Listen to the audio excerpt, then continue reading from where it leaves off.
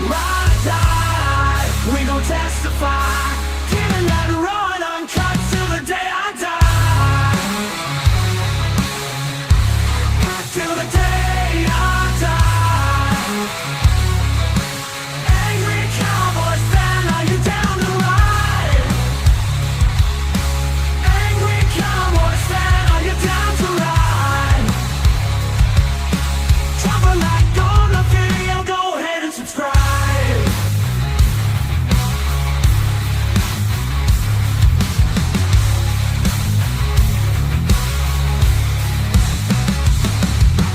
Cowboys Nation on a mission to regain that throne.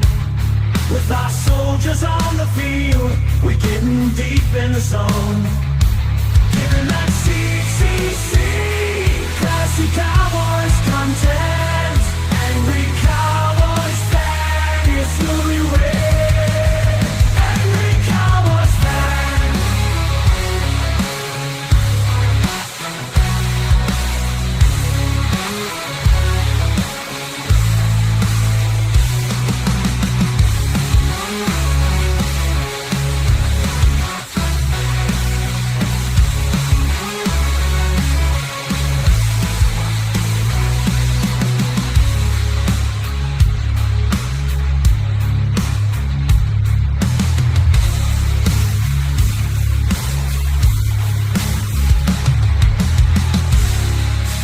Getting that CCC, classic Cowboys content.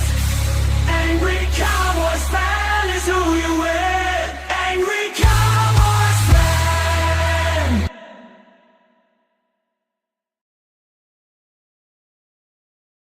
Here we go!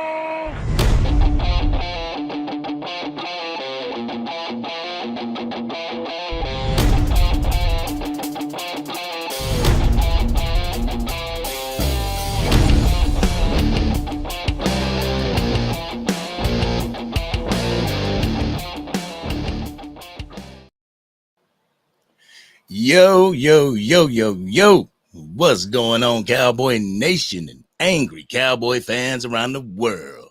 Y'all know who it is. It's your boy, the Angry Cowboys fan, and you are tuning in to the Angry Cowboys Fan Podcast, the place where y'all can catch my raw and uncut in podcast form. How y'all feeling tonight? What's going on, everybody? How y'all feeling? I don't know. I'm feeling pretty good. After the 2024 NFL Draft, I am feeling pretty good about the Dallas Cowboys. But I actually wanted to get on a topic real quick because I was asked the last time I went live. I was asked, one of the Angry Cowboys fan members, the family members, y'all asked me about Sports Junkie and everything. Y'all asked me how Sports Junkie was doing, and I told you that I would that I'd message him and see how he doing, see what's up with the homie. And he told me to tell y'all, you know what? Forget about it. I'll let him tell you. What's going on, my man? What up? Yo, what is going on? I bet everybody in the chat gonna be happy to see my man Sports Junkie is in the building. Hey, what's up, y'all? Appreciate it. You know what I mean? I'm glad to be back. Just to give y'all a little update, I had like another death in my family. Then I had to go to Oklahoma for a wedding. Then I came back and somebody stole my truck. So, hey, they stole everybody's car up and down the block, man. So it wasn't just mine, but I'm back now. What's going on with you, man? Let's talk about it. Oh man, it's good to have you back, man. It's good to see you back. It's good to see. I reached out to him, and he told me what was going on, and that was up to him to say. So that's why, I wanted him to come on. He wanted to come on. And whenever we have a show together, it's fire. It's fire. Okay. So y'all know what I do. Y'all know how I start these lives out. I gotta go up to the chat and see who's rocking with your boys, Sports Junkie and the Angry Cowboys fan. Excuse me. Jeez. So Amp is in the building. Amp Sports, what's going on with you? Salute, man. I've been watching a few of his lives and a few of his videos and everything, and popping in on different content creators, just showing my support, showing my love to him and everything, because, bro, I tell you, since you've been gone, dude, man, the mainstream media has kind of like they done took a shot at the new media, at the Cowboys content creators over here. 105.3 The Fan kind of sent shots out, and that really caused Cowboys content creators to kind of band together. You know what I'm saying? And it's become a huge network. And in that network, I found Amp Sports. I found a lot of different content creators. So it's becoming really like a family now. For real, for real. Okay. And Amp, this is Sports Junkie right over here. This is Sports Junkie right over here. He's another Dallas Cowboy content creator. He spits facts over feelings, and he'll let you know that raw. So let's go ahead and get into the first topic that I got. And shout out Jared, Nisi, everybody.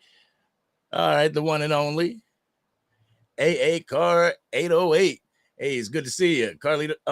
Cruiser Cruz. What's going on with you? You locked yourself out your room. How you do that? How you do that, bro? Cowboys by nature. What's going on with you? What is going on with you? Willie, what's happening? What's happening? Golden Butter Sports is in the building. John, what's going on? What's going on? But what I want to say, you got one right here. Yeah. We all we got. See, that's what I'm saying. Golden Butter Sports. He is another Cowboys content creator. So Yeah, when all the checked him out. I think I checked him out. Oh, you checked him out? Yeah. Was he on here before? Did he pull up before? Yeah, Golden Butter Sports is pulled up. I believe he pulled up. Yeah. Yeah. I checked him out. Yeah. Yep. But John says it's good to see you. It's good to see you. Yeah, boy. Ha. William says, put this on the screen real quick. The dynamic duo, Angry Cowboys fan and Sports Junkie in the house. Good to see you, Sports Junkie. Salute to y'all. Salute to you too, William, man. Salute to you too. It's real good to have him on the show, man. It's really good to have him on the show. Like I said, when we get together, it's fire. But I think I'm gonna start with the hey, what's going on? What's going on, Raven? How you doing? Jeez, y'all going super quick. I'm trying to keep it on the screen. Y'all going super quick. As soon as I try to hide one, another one pops up and I click it. But I think tonight we're going to start with the newest news in Cowboys Nation. Right now, that news is the fact that Ezekiel Elliott is a Cowboy again. So how do you feel about that? I feel like they shouldn't have never let him go. I have my negatives and my pros and cons about Zeke, you know what I mean? But I think he's one of those players that I feel like is supposed to be a Cowboy for life. He's supposed to retire a Cowboy fan. You see how Emmitt Smith looked in the Cardinal uniform? It didn't even seem right. It didn't even look right. You see how Zeke looked off in that Patriots uniform last year? It didn't even seem right. So I feel like we should have got us a running back, but still kept Ezekiel Elliott. Like we could find something to do with him. Especially last year with them 1st and goal on the 1 yard line. I think it was against Miami. We on the 1 yard line. We fumbled the ball. I don't think that happens if we have Zeke. Yeah, I think we gave it to like the fullback or something. It was a fumble. That doesn't happen if we have Zeke. We're not like crazy in one of the worst teams in the red zone to start the year off if we have Zeke. So I feel like they could have found a place for him. And from what I heard from one of his Ezekiel Elliott's family members or somebody close to him sent me an email and said that they didn't really even offer him a deal at all. They just said, we don't want to be selfish or whatever. And you know what I'm saying? So I don't know how true that is. But according to what they told me, they didn't even offer him a deal. So I think I'm happy to see him back, man. I'm glad to see him back. Yeah, I think I heard the same thing that they felt it would be beneath him if they gave him a deal. So they just let him go. Like, yo, if you would have gave him what you gave him this year, he would have stayed. Right. But I truly, I feel what you're saying. Yeah, I believe that too. Like Zeke Elliott should have never left. And yeah, Emmitt Smith looks stupid in a Cardinals uniform. Yeah. Hey, man. You know what I'm saying? So I'm happy to see him back. But I think we still need to do something else. I don't think he's like the key, bring in, he's the all, you know what I mean? But I think I'm glad to see him back, man. Yeah, for real. I might go buy me a new Zeke jersey, man. I might go buy me a new Zeke jersey now, Yeah, I got mine over here. I was like, I can't rock it. I already rocked it in the video, so I got to rock Dak Prescott.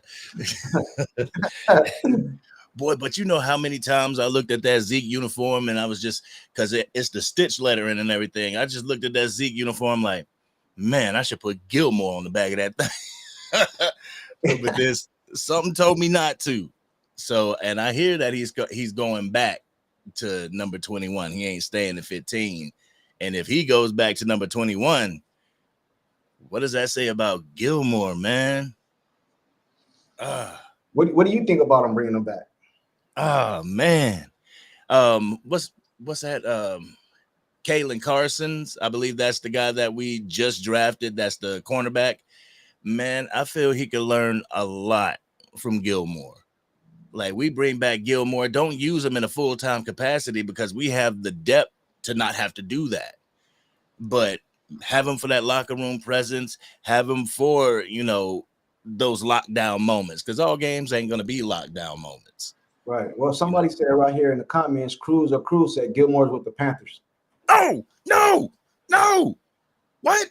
No. Oh, see, y'all got me going to Spo Track right now.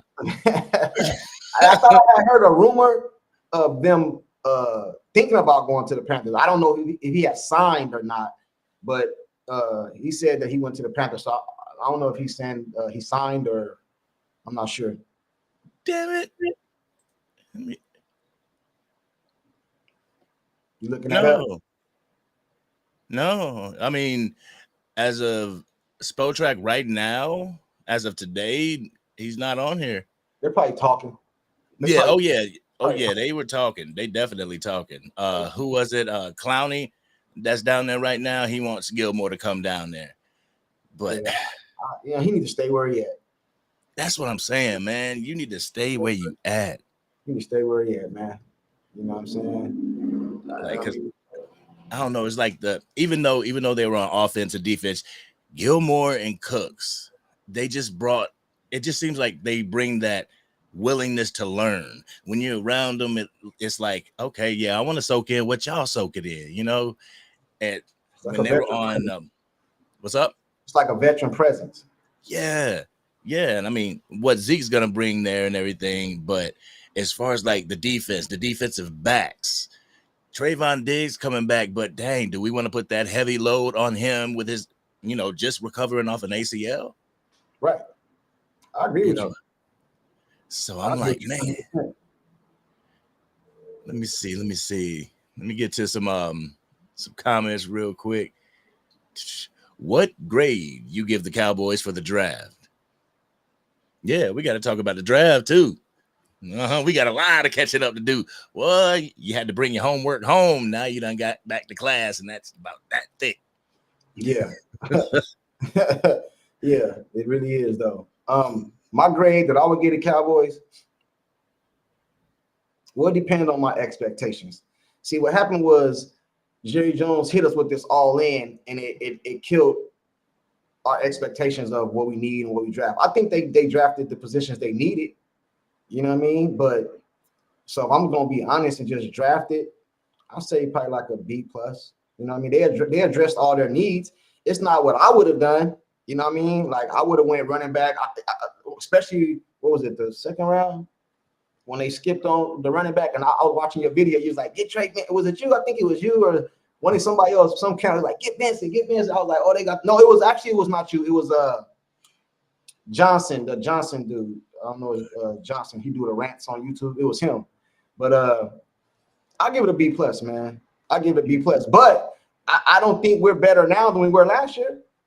Oh, see, yeah, that was one of my questions that I was going to ask you. You think we're better now?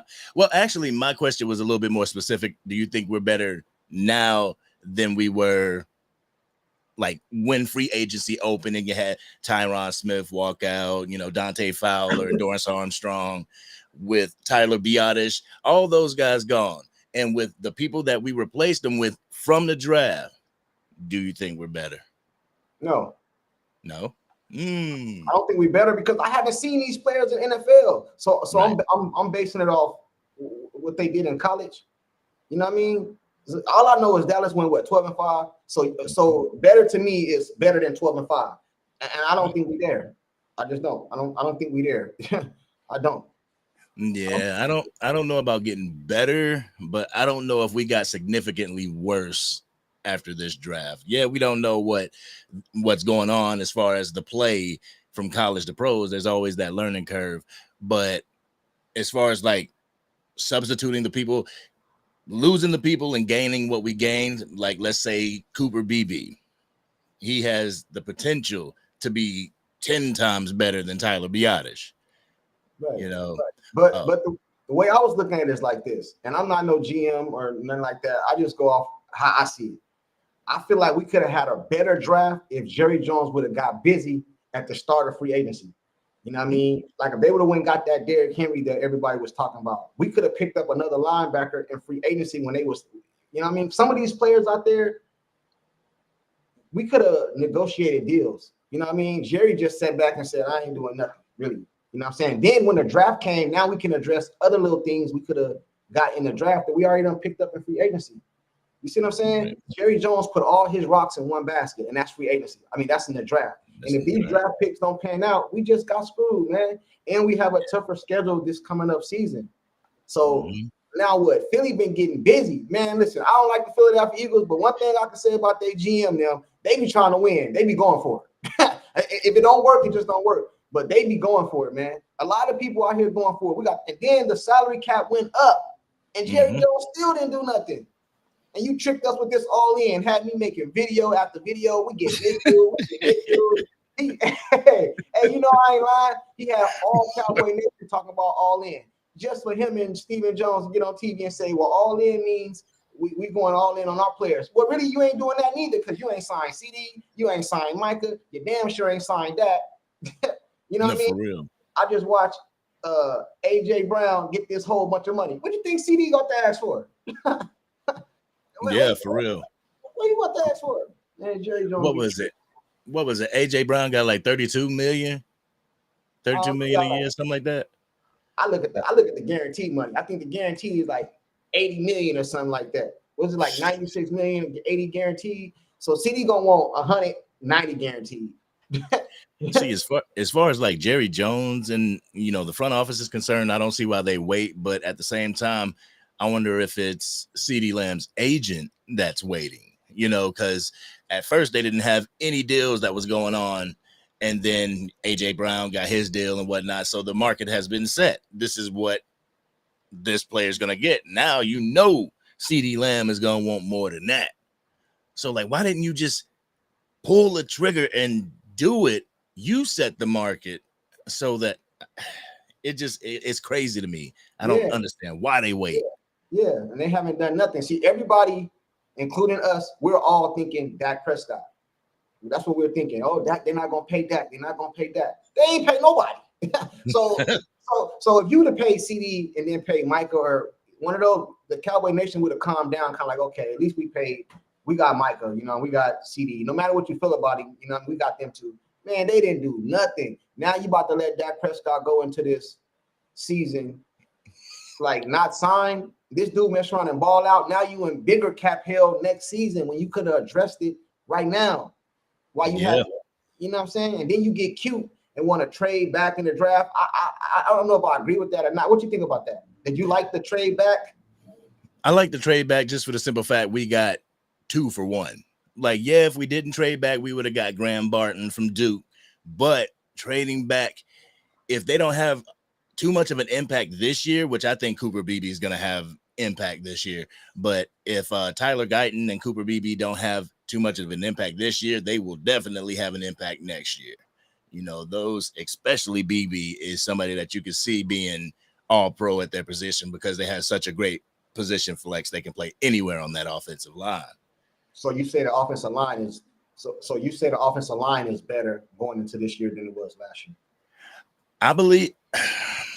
I mean, just losing that veteran presence of Tyron Smith, that's a blow in itself, But I truly feel that if they do kick Tyler Smith out to the left tackle, we'll still be good. We'll still be good. I don't know about 12-5, might be 11-6. No, I don't think we do 12-5 this year because we have a way harder schedule, and I think we're gonna be decent, but the first thing of business is this. Stop thinking about Super Bowl and NFC championships and playoffs and all that. You have to make it to the playoffs, first of all. So that Yep. means you got to control your division. Philadelphia has gotten better. Washington is better. I don't know about the Giants, but the other two teams has gotten better. You know what I mean? Straight up. So we have to contend with them before we even think about playoff runs. And these other two teams in your division is getting busy. And Jordan and Jerry Jones and them sitting over here tripping. Right. And the fact that, last year was kind of a walk in the park. You knew you were going to go into Washington or New York was going to come to town. And it was like, win. Now Washington got Jaden Daniels. I know they're the Washington Cowboys and everything because they're getting players that, they're getting rotational pieces from us. But at the same time, like, man, they added good in the draft. And what was it? The first two picks for Philadelphia, both cornerbacks. They sold up both sides of the field. So it's like, man. Because they were trash last year.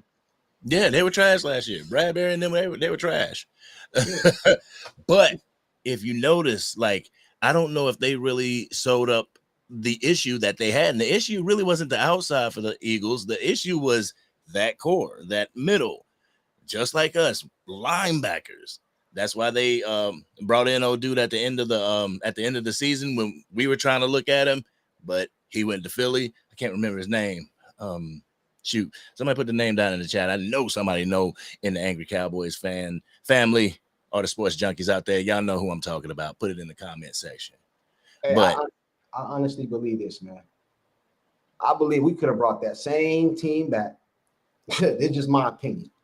We could have brought that same team back from last year, picked up a linebacker or two in the free agency or in the draft, go get Derrick Henry, you know what I'm saying, and run it back. Yeah, I mean, pick up other little pieces in the draft. That's what I believe that. Because I believe we was a good team last year. We couldn't stop the run, and we had no run game. So go get a running back to stop to do that, tidy up that, pick up some linebackers, stop playing them cornerbacks as linebackers. And then pick up your little missing pieces, fill in the blanks in the draft. We'd be good. Run it back. No, they got to be cute. Let all our people walk out the door and then try to. I'm not surprised, man. He said my grandma gonna be able to run behind this new line. Yeah, that's what I'm talking about. Let's bring it back to the Travis Frederick days when we had that curtain. We had that line that was mowing through everybody. They said Shaq Leonard. Bam, there it is. See, boy, see, gotta give it to you. Appreciate you. I knew it, but never let me down. I asked him 2 seconds later. I appreciate y'all. Appreciate that. But yeah, boy, Zeke gonna be able to run behind this line, and then you got. I say Zeke will be. This is my lineup for the running backs. Obviously, Zeke gonna be that RB1. They're gonna have Rico Dowdle at 2. And I think they're gonna have Deuce Vaughn at 3. I think the reason being with Deuce Vaughn is that feel-good story is too much of a feel-good story, and they want to capitalize on it. You know how bullheaded, how just hard-headed Jerry Jones is. He gonna try and push that. So what you're saying is, game one, Ezekiel Elliott is the starting running back. Is that what you're saying? So basically, they're done at running back. That's what you're saying right now, right? Oh no. We got all the way up to the trade deadline to figure out our running back situation. Yeah, but Jerry Jones, Jerry Jones. I mean, we don't know him like we on the yacht with him, but we know Jerry Jones, and the only way he is going to trade or try to acquire a running back is if we have absolutely no other choice. The run game ain't doing nothing. And with Zeke and Dowdle in the backfield, it's not.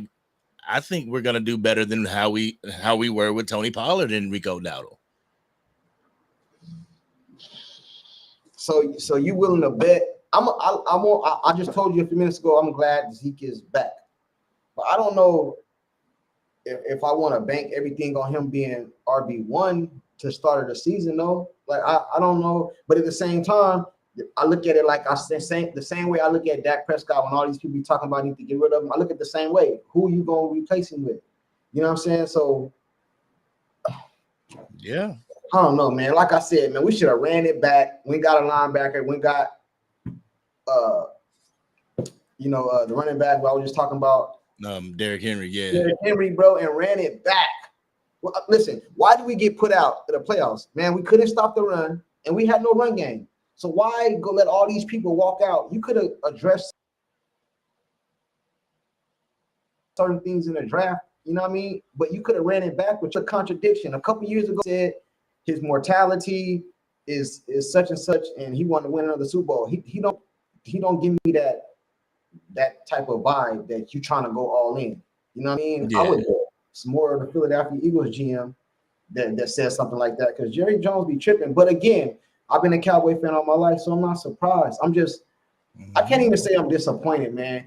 The only thing that I'm disappointed in is myself because I fell for it again. Jerry came on and said we all in. Oh, I was talking big stuff to everybody. I'm dropping video after video after video. I'm doing analysis on Derrick Henry, all these players we're about to get. Jerry Jones don't care about no money. He said forget the money. Man, Jerry ain't done nothing.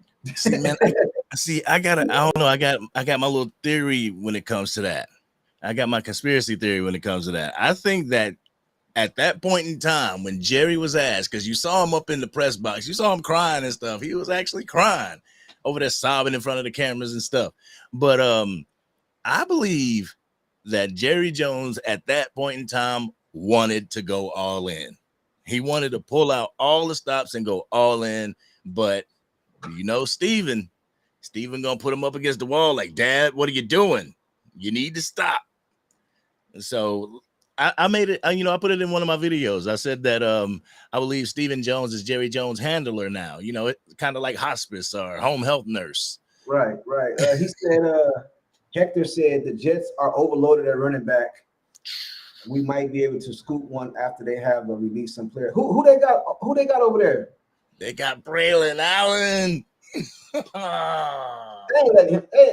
The Jets is not letting, and now the Jets, that's another. I forgot about them, but they're in the AFC, so that, you know what I mean. But they're gonna be something to deal with too. The AFC got nasty this year. Like in the whole draft, the AFC got nasty. Not even the Jets. I believe the Miami Dolphins got 2 running backs. It's like, y'all already good. Y'all were already good from last year, and y'all need running backs now. But I guess their running back from last year is pretty old. So, yeah, they drafted for the future. But I would have been happy with I know this is not going to be a popular opinion, but I would have been happy with bringing the Philadelphia's running back to Dallas. Oh, Swift? Yeah. I mean, he went to Detroit.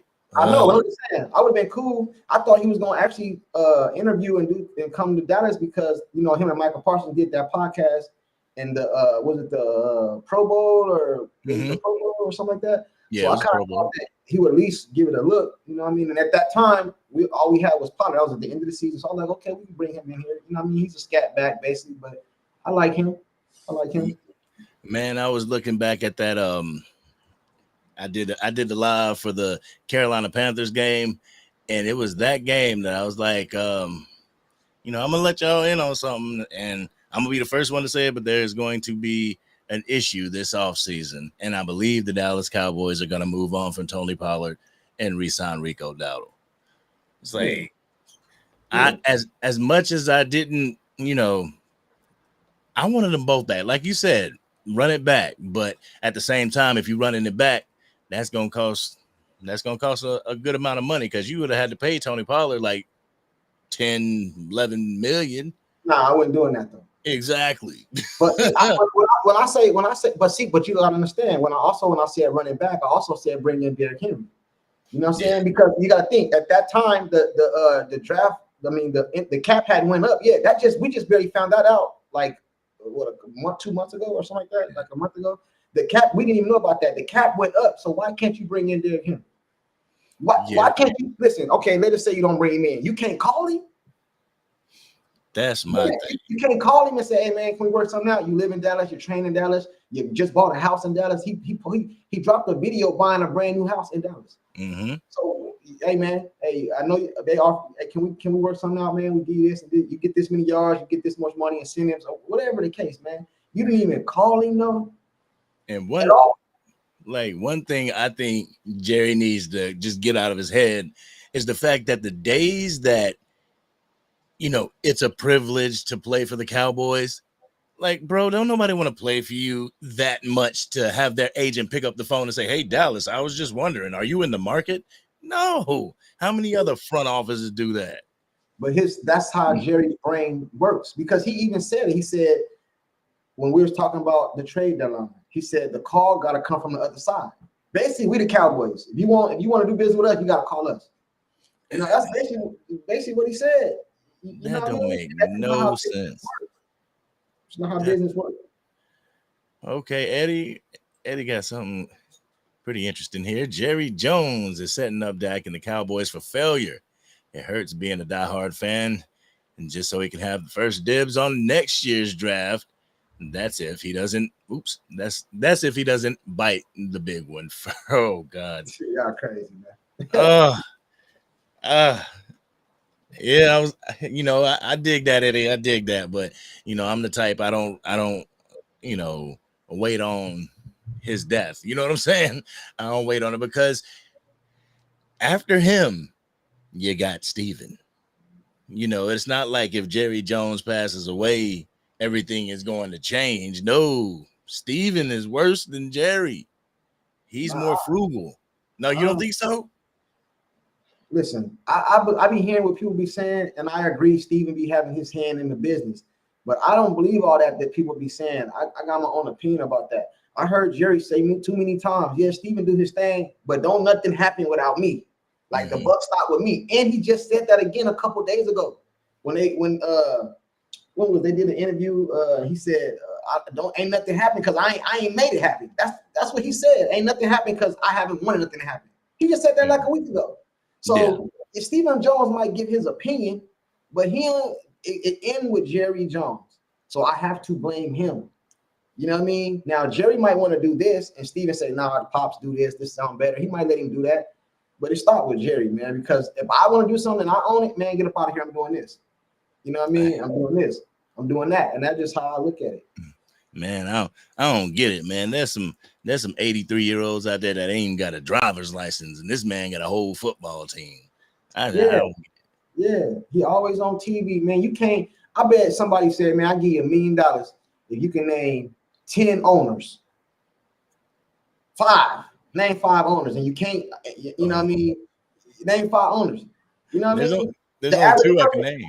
The average person can't, bro. But the first one they gonna say, no matter who you is, Jerry Jones. Yep. You know what I'm saying? He the Puff Diddy, all up in the videos. He all up in the videos, man. I think there's only 2 that I could name right off top. That's Crab. Obviously Jerry. Yep, that's it. Crab. That's it. Can't name no more. That's it. And I believe it was Robert Kraft is because Tom Brady. Yeah. Jerry Jones is because of Jerry Jones. But Eddie, man, Jerry Jones is setting Dak and the Cowboys up for failure. I've heard that a couple times. And what I think it is that a lot of people in Cowboys Nation, including Jerry Jones, they continuously compare Dak Prescott to Patrick Mahomes. And they're like, well, Patrick Mahomes can do it with less. If he can do it with less, then you can do it with less. That's not the case. Each quarterback is different. You know what I'm saying? Like what floats Patrick Mahomes' boat may not float Dak Prescott's boat. Dak Prescott may need more pieces around him in order to secure it. And if you don't believe or trust Dak Prescott that much, you would want to have more pieces around him. I don't know. But I don't know about the whole setting up for failure thing. I don't know. What it is this. Dak Prescott took Jerry Jones to the bank, and his pride is hurt. Jerry Jones has an ego. He don't want Dak Prescott to get away with what he got away with the last time because he sat right there at the press conference on a podium and told him, I overpaid for you. He told Dak that. I overpaid for you. So he know he got him. So now he don't want him to get him again. But see the difference between Dak then and Dak now? Dak is rich, man. He don't care nothing about none of that. Did you hear what he said? Hey, well, we'll just worry about it then, but I'm not scared. Yep. I'm not scared. You know what I mean? Dak probably like, man, I'm going to go out there and ball. You know what I mean? And then you're going to pay me more. And I think that whole narrative with, taking the pay cut, taking the team friendly discount, that's just a way for like the team to demonize the quarterback, to make him the bad guy. Oh, he don't want to take the deal. We offered him a team friendly deal and he didn't want to take it. Like, especially the first time that he got signed, people were saying that. And I'm like, well, damn, he was playing on his rookie deal next to nothing. And the Cowboys didn't do anything with it. And now it's time for him to get paid. And y'all still want him to take a deal? Damn. Yeah, I ain't taking no deal. I don't give a damn what nobody say. I want all my money, all of it. And I don't care about none of these Cowboy fans telling me what I should and shouldn't do. I'm out there putting my life on the line. One hit, bro, can paralyze me for the rest of my life. So I want all my money. And then what people don't understand is stop looking at the skill level. It's about the market. This is what the market says. Just like the running back. The market say the running back don't get no more money than this. So that's why they get traded and they go all over the place. The market for a quarterback is this. And when the cap go up, it go up. How can you tell me that Dak Prescott don't deserve his money when I just seen Kirk Cousins come off of Achilles and get what he get? What he get? How much money he get? How much money?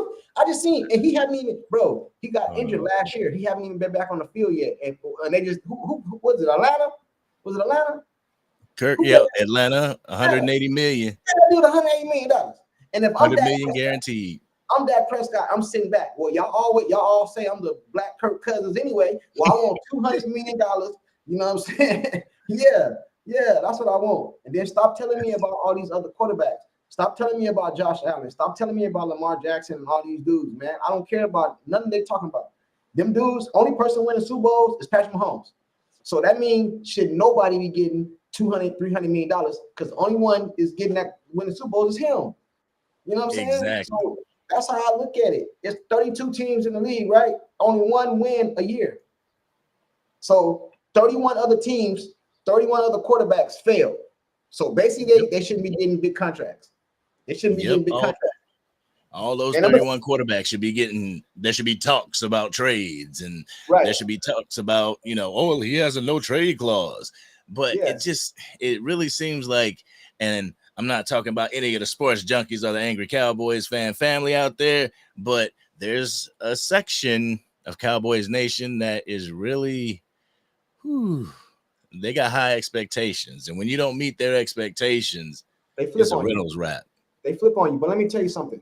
This might not make sense to a lot of y'all, but this is just, me, I like to say facts over feelings. I just like to say that. Some of these people, you hear people say, well, he didn't do this in the playoffs, or he didn't do this. He don't deserve this because he didn't do this in the playoffs.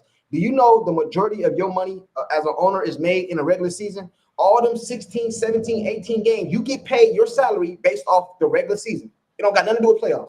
Playoffs, you get bonuses. You go to the next round, you get another bonus, all this. The owner makes his money in the regular season. So if you make your money in the regular season, I want my money based off the regular season. Right. You know what I'm saying? People don't seem to understand that. It's like some don't seem to understand that. Like everything revolves around the regular season.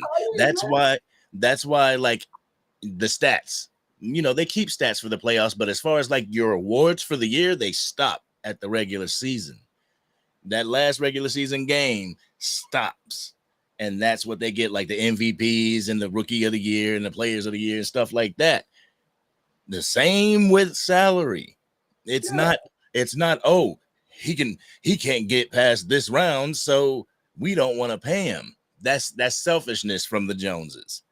Instead of saying, well, okay, well, we get to the divisional and something happens, what can we do to bolster this roster so that whenever we get to the divisional, it's not a problem? Right. You know what I'm saying? And I've said this before on your channel. And a lot of you guys that follow Angry Fan, I said this before, but let me repeat myself. All y'all, not the people in the comment section and the people that feel a different way, but all y'all that be talking about Dak Prescott and his money, all y'all hypocrites. If y'all went to any stadium, concert, or anywhere and bought a bottle of water for $5, $6, $7, $8, you're a hypocrite. And the reason I say that is because that bottle of water ain't worth that. But the market at that concert say this bottle of water costs $8. And if you don't pay for this bottle of water at $8, your ass gonna be thirsty. And that's just the way it is. When you know you can go down to Circle K or QT, Safeway, Fry's, Walmart, and get a bottle of water for $1. So it's the same thing with the salary cap, bro. The market says quarterback get this. This dude get this, I jump him and get this. This dude get this, I jump him. And that's why the salary cap keep going up. Pretty soon the salary cap gonna be at like $400 million or something. These dudes gonna be. They was complaining about giving Dak Prescott $25 million. Remember when Carson Wentz and what's the other one? Jared Goff. When they got their contract, Jerry didn't sign Dak. He let him wait. Then he franchised him. Then he franchised him again. You know what I'm saying? So now if I'm Dak, I want you ain't paying me for this season. You pay me for all that money you didn't pay me when I was making 100,000. Yeah, I want all my bread. Like $200,000 for rookie seasons and stuff. I don't know the specific numbers, but they weren't quarterback numbers like quarterbacks are getting paid. And that's the thing. I don't know if people realize, and I'm not a scholar on the salary cap or anything, but I just understand that, you know, the price of living goes up. If the salary cap goes up, that means people's pay can go up. You're not supposed to stay at 40 million the whole time. Patrick Mahomes is only getting leapfrogged because he did a team-friendly deal of 10 years. Yeah. What was it, 10 years, 45 million or something like that? He can always but that was a team-friendly deal. But that's Patrick Mahomes. He can always go back to the table and renegotiate that. But see, the problem is this, though. If Dak Prescott is a smart person, man. The dude is very smart. He's not no idiot. If Dak Prescott was playing for like an Andy Reid or like a Bill Belichick, maybe I might consider doing a team-friendly deal because I know these dudes is going to bring in the necessary players that we need to chase a championship. Why would I put faith in Jerry Jones and Stephen Jones to do that? If I'm Dak, why would I do that, bro? I have not seen you do that forever, bro. I've never seen you like plunge on no players. All you do is say, get on TV and talk crazy about me. Well, we're gonna go as far as Dak Prescott take us. Well, you see how far he took us when you know damn well we didn't have no run game. You know that. I knew that was a ploy. You throw him under the bus, man. You throw him under the bus, man. Yep. You know what I'm saying? They're gonna sign him, I believe, or they might not sign him. I don't know. I think it really depends, and it's anchored on this offseason. Like, what can Trey Lance do? We go into the OTAs and the mini camps and everything, go into preseason. Y'all know he's gonna start Trey Lance like right off the jump. You know, they might have Cooper Rush, you know, Dak Prescott in one quarter, Cooper Rush in one quarter, and then they're gonna give it over to Trey.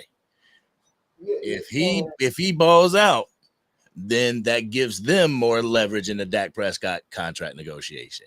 If he bombs, they're like, we got to sign Dak. Like, we don't know what to do now. Because you know they ain't going to keep him on as a backup quarterback with, I believe he gets paid over $22 million in free agency or something. His fifth-year option was $22 million. Yeah. But the thing about it is, this is a business too on both sides of the ball. So what you said is a good point. But if I'm Dak Prescott and I see you do that, and now he bombed and you come back to me, it went up, bro. Oh yeah. Now I got more leverage because I know you can't do nothing. I got more leverage now. So the best thing to do is go to him now with and negotiate a contract. Dak will help the team out, bro. He will. Don't listen to these people. He want all his money, but you can restructure contracts to make it fit. Why is the salary cap the same for the San Francisco 49ers, the Philadelphia Eagles, and all these other teams, but these teams are steady signing all these players, man? Yeah. How is that possible? It's the same salary cap. And what was it? The Los Angeles Rams finally got a first-round pick in this draft because they leveraged everything to get Matthew Stafford to go on that Super Bowl run. That's what I want to see from the Dallas Cowboys. If we are going to suck the following year, I want to see you this year put all your chips in the middle of the table, literally go all in and be like, we're going to get this player, we're going to get this player, we're going to get this player, and worry about the salary cap later. That's what I'm trying to see. Yeah. But see, Jerry Jones' thing is this. I got my Super Bowl. He can say he won a Super Bowl all he wants to, and I believe he do, but it's not priority. It's not priority to him. See, the thing about it is, do you know you can go to a job, let's say a dad he's a manager at a job, right? And his son works there. His son knows he can get away with more stuff, but that's my pop. I ain't getting fired. I ain't got to work hard as y'all. You see what I'm saying? Jerry Jones is the GM. If Jerry Jones, the GM, would have GM this team and didn't own it, he would have been fired. Oh, yeah. But he can't fire himself. Jerry Jones want to be good enough to be on Thanksgiving Day, have all the ratings, because Dallas Cowboys blow the ratings out every year. You know what I mean? On all these days and get the most national televised. We want to be good enough to get all that, but not good enough to like to plunge and try to get way better, man.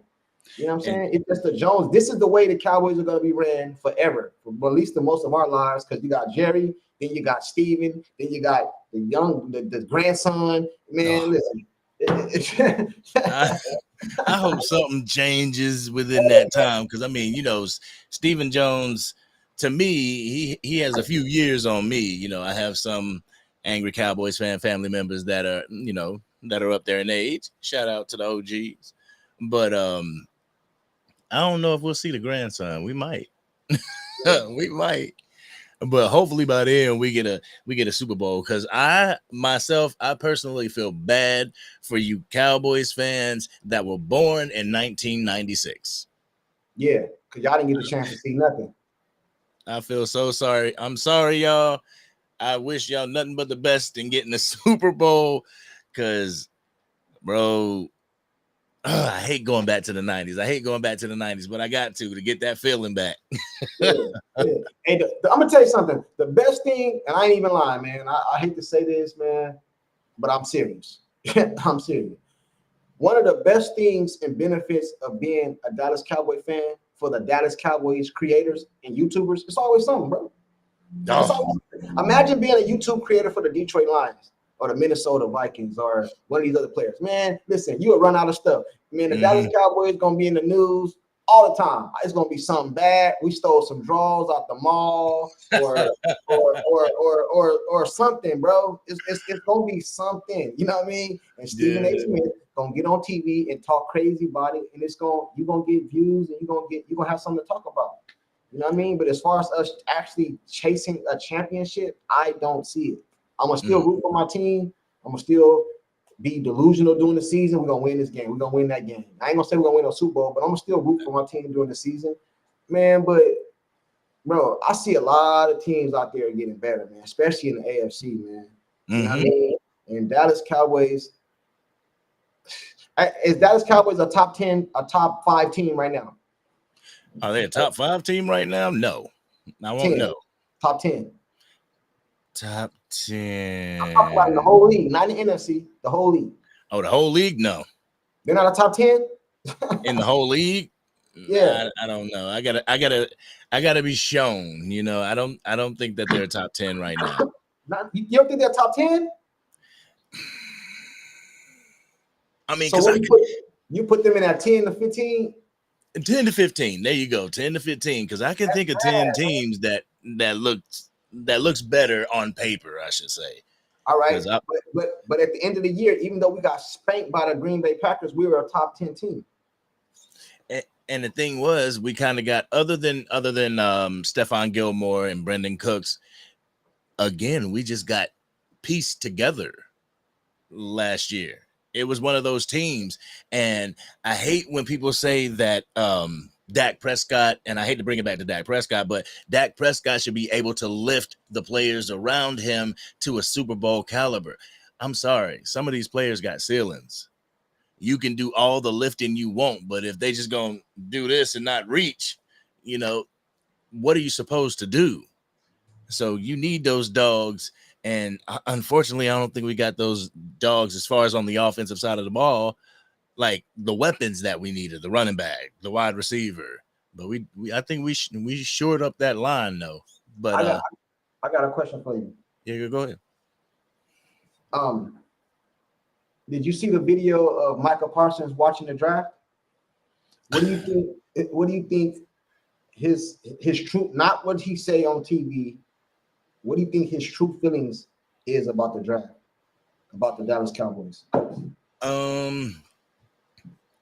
I think his true feelings, he might be set with the Cowboys draft, but as far as everybody else's, as far as him seeing that the Eagles got this person or the Commanders got this person, I think he's pissed about that. Like, damn, they're getting better. Well, Like, I don't know what we have here. I seen people in the comment section. The Eagles said the Eagles draft was a F. Woo! I seen that. I don't know. I seen it in the comment section. Said the Eagles draft was an F. I got Free Your Mind in the building. What's going on? Free Your Mind in the building. That's What's up, man? What's up? There. That's my dude right there. Yeah, I like to see that. They say you can see it in his face. yeah. Josephine. Oh, we got Josephine in the house. Yeah. Okay, Leon in the building. Keith Davis. He said he was late, but you're never late when you join the Angry Cowboys Fan and Sports Junkies live. You're never late. You're always on time. D'Angelo Brown in the building. Teflon Breeds in the building. What's going on with you? What's going on? Mr. Dunn. I'm looking for that Philly. G-Dead fan. Hey, what's going on? Josephine said A. Eagles were A. The Eagles were AC. I seen somebody say F. I seen a couple people say F. You know what I mean? But I'm trying to find that. What is? Oh, there go Josephine right there. All right, is the Cowboys the best in their division? Are the Cowboys the best in their division? Okay, there I see the Eagles were an A. Do I think that they're the best in the division? See, that's too long to think. See, that's the problem right there. See, we should be able to say. The reason being is I can't, dog. I can't bring myself to it. I don't give a damn if they got Emmitt Smith. I don't give a damn if they got Jesus. I will never say that they're better than the Cowboys. Sorry, Eagles fans. Can't do it. So it's Cowboys, Eagles, Washington Giants. Yeah, that's what I'll say. That's what I'll say. Because as much as Stephen A. loves to say that Cowboys do Cowboys things, Eagles do Eagles things too. Ooh, he said third in the division. Lamar said third in the division. For real, man, third. Ooh. So I bet he got Eagles, Washington, Cowboys, Giants. Lamar. Okay. Lamar, third. Come on, man. He playing, man. It's the end of April. You know what I mean? He on his last minute April Fools. Yeah. You know what I mean? He on his last minute April Fools. Just get that April Fools out. Get that April Fools out. Cowboy nature. Come on, man. The Eagles ain't last. Nah, I can't. Ain't last. Okay. The homie Carlito Cash. Cowboys are in position to bully the division with that line. And see, that's what I mean. Like when you get Zeke Elliott back and you have a good line, it should be a good marriage. I'm not talking about 7-8 yards per clip, but I am talking about 4.5. You know, getting the splash play from Rico Dowdle, because that's what we were missing last year. We didn't have that thunder to allow that lightning to scat. Yeah. Now we got the thunder with Zeke and a little bit with Royce Freeman, because I was watching some tapes on him. He ain't afraid to hit. Yeah, I see they did little special call. They lost was it right tackle? Is it right tackle? The Eagles right tackle. He retired, didn't he? Eagles yeah, he retired. Of the defensive tackle, Fletcher Cox retired. No, the one on the offensive line. Didn't he retire too? Jason Kelsey, yeah, he retired. The center. Yeah. And So that's the tush push right there, dude. yeah. Their offensive line was man, that tush push, man. Listen, couldn't nobody stop that. You know what I mean? I remember you did a video on how to stop it. Hey, he said couldn't nobody stop it, but the Cardinals stopped that thing. Yeah. Toward the end of the season, the Cardinals stuffed them. I was like, oh, they found it out. Oh, shoot. Kelsey was a monster on that O line, man. Yeah, man. That's a big loss. That's a huge loss. Honestly, I think that's a bigger loss to the Eagles than Tyron Smith was to the Cowboys, to keep it a buck. Yeah, man. Tell the Cowboys to call up what's the other one that just retired? Hey, man, I know you retired. Give us 1 year, man. Give us one good year, man. We pay you $10-15 million, man. For the Rams. Aaron Donald. Yeah, hey, man. Hey, give us one. Give us 1 year, man. Just one. Just give us 1 year. We good, man. Bro, man, I watched an interview with him, and he was like, I love playing football. I hate everything else. Yeah. Like getting up the OTAs, the mini camps, and all that stuff. I hate all that. I just love coming to play football. And the reason why he retired is like, man, I don't have another off season in me. I just can't do it. And I can't, I get it, because like when I played semi-pro, I kind of dreaded that.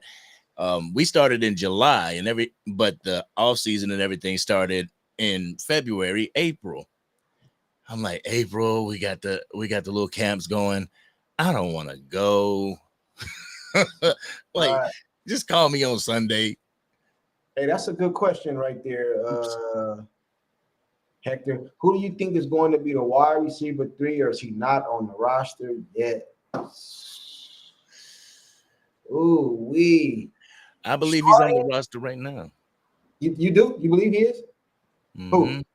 Who? Just the way the offseason goes, what they do in training camp in the preseason, you got Jalen Tolbert that's emerging. When they put him out on that field, man, he did his thing. Whether it was in the block game or in the pass game, he was able to, when they called his number, he was able to deliver. So they got him. It's hard.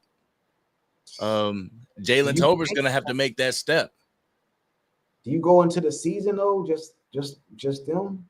Just Tolbert and Lamb? Like I see, that's what I'm saying, man.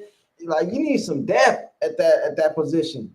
And I ain't talking about no gambles, no stick a quarter in the slot machine, just hope. You know what I mean? I'm talking about I kind of want some proven CD Cook Tolbert.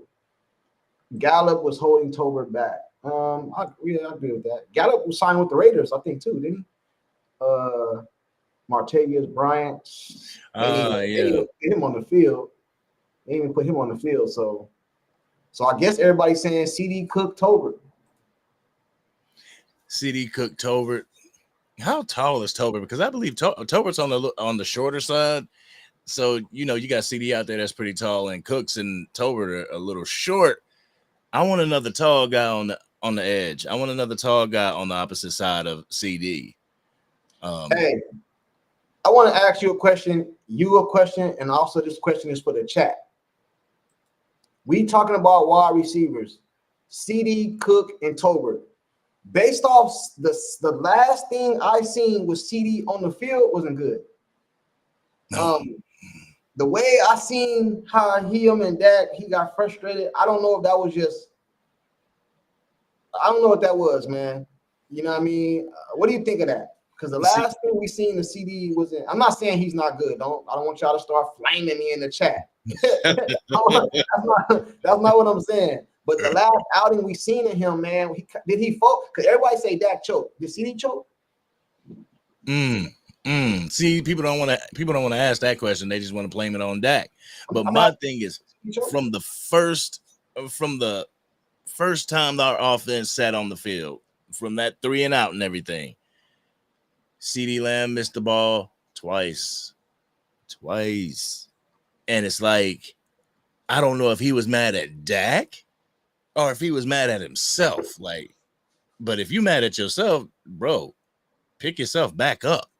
We got a whole game to play. Like, wipe that shit off. So did he choke? Because listen, the word that people use with Dak is choke artist. That's the word. So if we're gonna use that word for Dak, let's just use it for everybody. So did CD choke in that game? Because we anticipate us going to the playoffs again, right? Yep. So is that too much pressure for him? Was because we had Amari Cooper, he was like number 2. He didn't have the pressure, on him like that. So now that the pressure is all on you, CDM, you got a big contract coming up. You about to get paid. AJ Brown just got $100 million down there. You gonna want all that pressure on you. You the number 1, no questions about a receiver. Are you gonna be able to hold up to that pressure? Because if you don't, according to the general public, you're choke artist. Mm-hmm. Yeah. Do I think CD's a choke artist? I'm not saying you personally, but according to how they label Cowboy Nation Dak, how they label, according to that label, does he fit that? No, according to the Dak Prescott standards.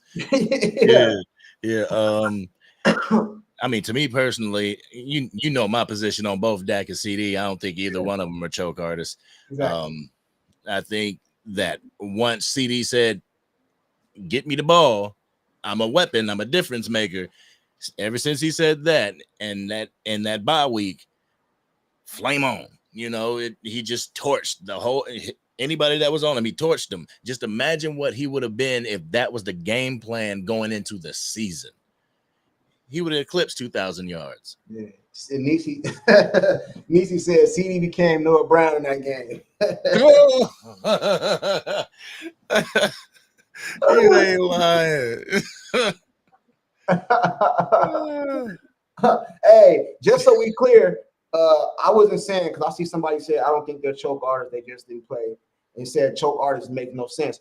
We're kind of being sarcastic, what I mean? Because we got YouTube channels, and that's what we get told all the time, what I mean? That they choke, Dak choke, he's sorry, this, so I was just playing off the choke artist narrative, what I mean? I think none of the team played good. I think I think the whole team wasn't ready to play, and we got smacked. That's what I think, but I don't think they're choke artists though. No, not at all. And if the fairy tale is correct from DeMarcus Lawrence and they got tired, they're definitely going to have to figure out, staying good throughout the entire regular season as well as the playoffs. Like, it don't stop at the 17th game, dude. It don't stop there. We got to keep going to the playoffs. So if I'm expecting Mike McCarthy to have a different set of plays for the playoffs, y'all need to have a different set of stamina for the playoffs as well. Yeah, but Mr. Dunn, you're right. The defense, that first drive, deflated the team. Yeah. Like, I believe it was, we had them 3rd down or something, and we was ready to take them off the field. And damn it, here we go again. I'm talking about the Green Bay Packers game. Penalty. Was it a penalty? Damn it. Nah, see, I said this in the video. I'm like, yo, can we get over the damn Green Bay Packers game? Can this be them in the past? Yeah. But we got to talk about it, I guess. Nobody that's honest with themselves can really look at that game and say the Dallas Cowboys. I feel personally, even though I'm a diehard Cowboy fan, I can be honest. I feel like we were a player or two away to going further in the playoffs. I feel like we'd have had a run game, which we didn't have. I don't care what nobody said. We didn't have a run game. Everything was on Dak's shoulders. It was passed to open up the run. You know what I mean? That's what we did. And when we did open up the run was never really there.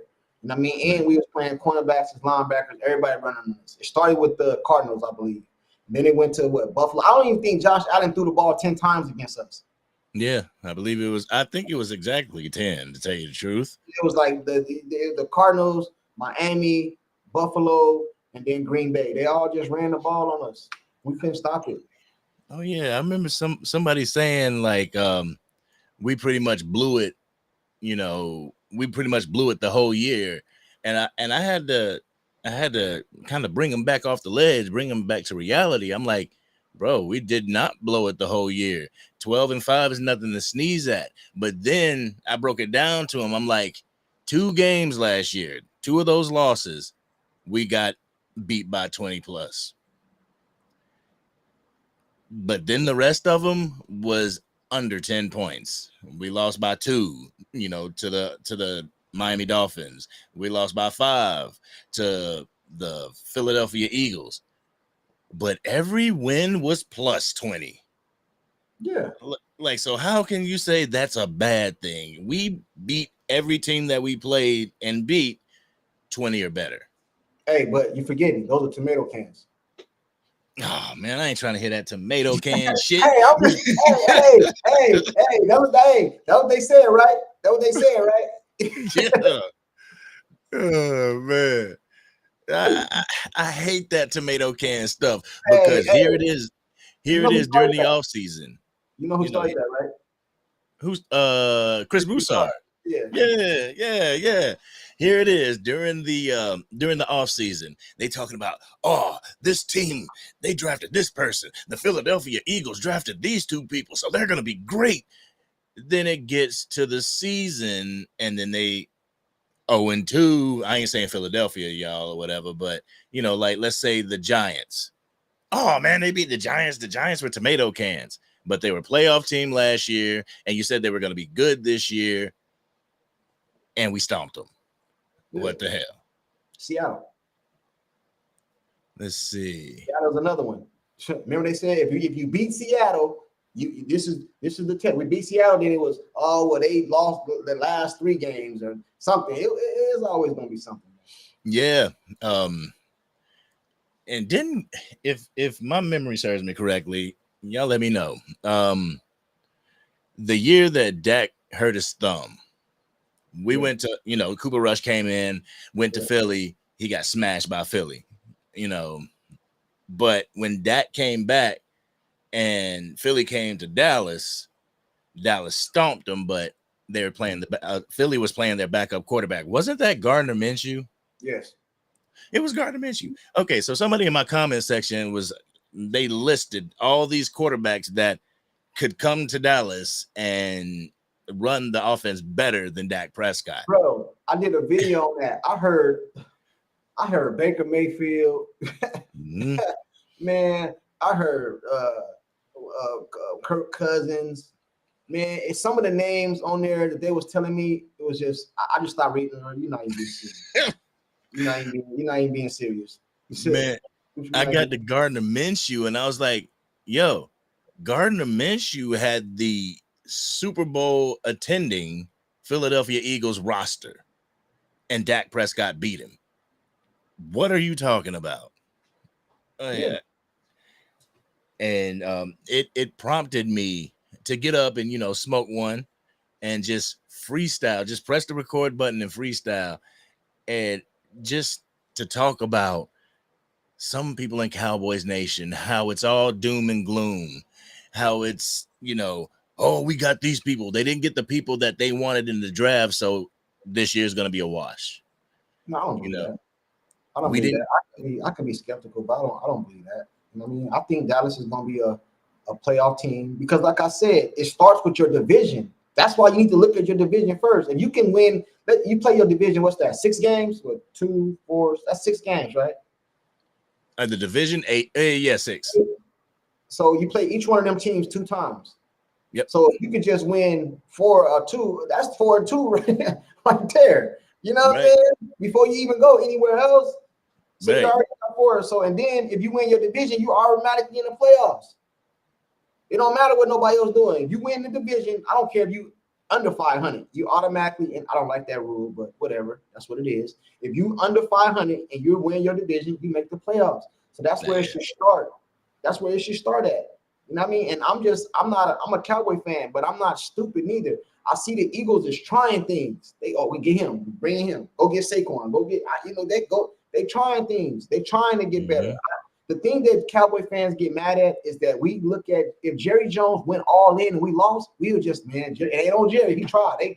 They choked, man. Jerry did everything he could, man. He went and got Derrick Henry. He went and got he did this. Jerry wasn't playing no game. He told Mike McCarthy, "This your last year." He meant it. Hey, bro, you don't win. Let's out of here. He brought in Belichick or it's one of these coaches. You know what I mean? And then he did that, and we lost. We will be okay. Hey, you know what?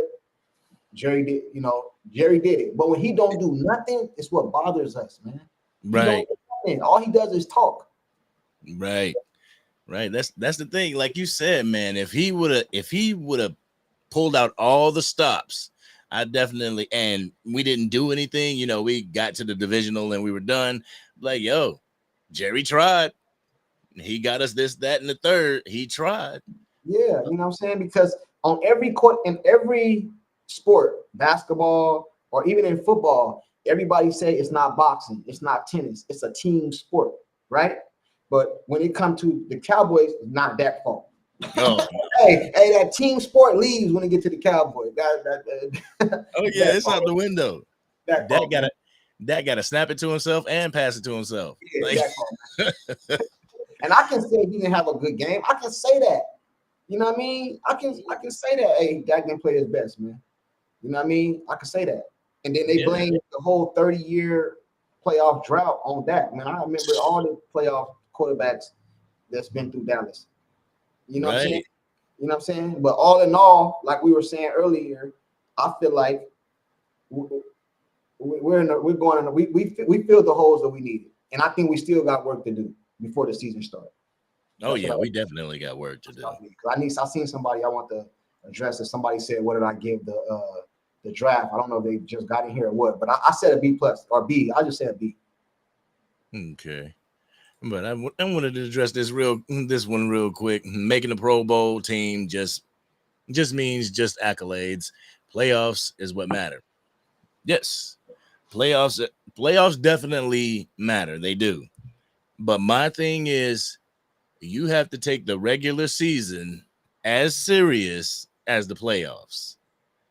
Go into the regular season trying to win every game. You're not gonna win every game, but at least try your damnedest. And that was one thing that I had an issue with last year was people giving up on plays before the whistle blew. It's like you would catch people, if the play wasn't near them, they'd be walking around. I'm like, no, sprint your ass over there and go get the dude. But you got to treat it, you know, the playoffs aren't promised. And that's one thing that Cowboys Nation really feels like, oh, yeah, we're going to be in the playoffs. Oh, yep. What? Yeah, we're gonna get in the playoffs. Oh, what about the NFC Championship? We ain't even played Green Bay yet, but the NFC Championship. We got to start worrying about the here and now. And I remember Free Your Mind said that last year. It's like he was saying, like, yo, let's not worry about these teams down the road. Let's worry about what we got to do right now. Right. So let's look at it like this. Another thing too is we have stories throughout the season. One of our big things that Cowboy Nation was so excited about is when they said they were bringing Jimmy Johnson in as another voice. What did he do? Did he have any voice in those picks, or what has he done since? You know what I mean? What has he done since? See, I think people get that misconstrued. They get that twisted. I said it in one of my videos. I'm like, it was a podcast episode. Anyway, yeah, Jimmy's with the team as in go team. He ain't signed no contracts. He's not a paid employee, nothing like that. He's just one of those guys like, he's like you, like, yo, sports junkie, I need some advice on something. Yeah, man, I got you. What's up? That's all he is.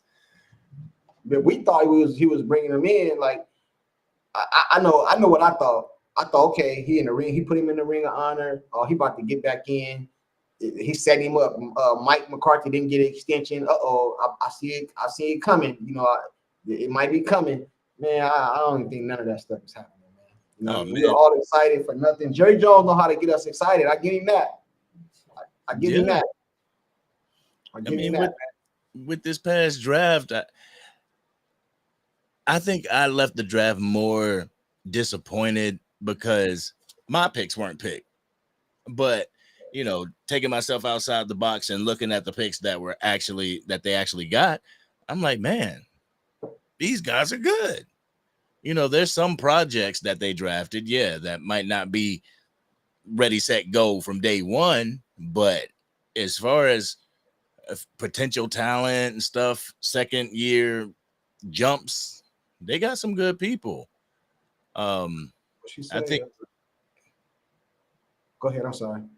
No, I was just about to say. I think my favorite two out of the draft. Who was it? It was Marshawn Nealon, the edge rusher, and obviously Cooper Beebe. But if I took Cooper Beebe out, it'd be Marissa Leofau. Would you change anything in the draft if you can do it? What would you change? I would keep the fact that they traded from 24 to 29 and got that second, third round pick. I think. Ooh. So you went with running back?